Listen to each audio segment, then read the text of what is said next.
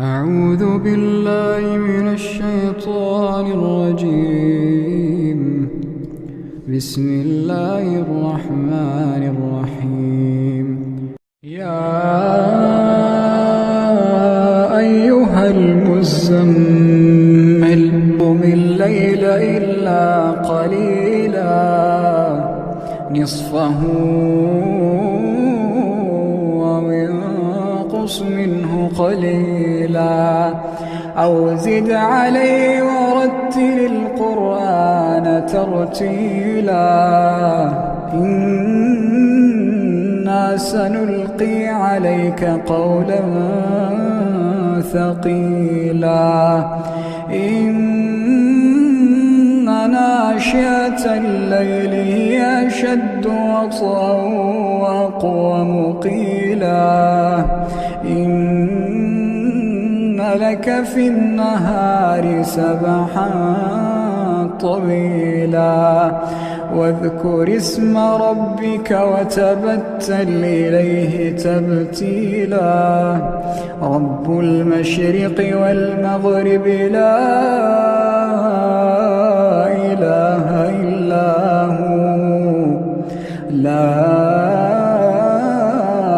إله إلا هو فاتخذه وكيلا واصبر على ما يقولون واهجرهم هجرا جميلا وذرني والمكذبين أولي النعمة ومهلهم قليلا وذرني والمكذبين أولي النعمة ومهلهم قليلا إن لدينا أنكالا وجحيما وطعاما ذا غصة وعذابا أليما يوم ترجف الأرض والجبال وكانت الجبال كثيبا مهيلا إنا أرسلنا إليكم رسولا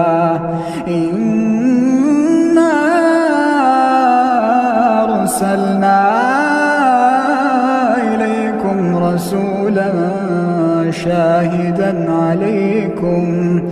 كما أرسلنا إلى فرعون رسولا فعصى فرعون الرسول فأخذناه أخذا وبيلا فكيف تتقون إن كفرتم يوما يجعل الولدان شيبا السماء منفطر به كان وعده مفعولا إن هذه تذكرة فمن شاء اتخذ إلى ربه سبيلا إن ربك يعلم أنك تقوم أدنى من ثلثي الليل ونصفه وثلثه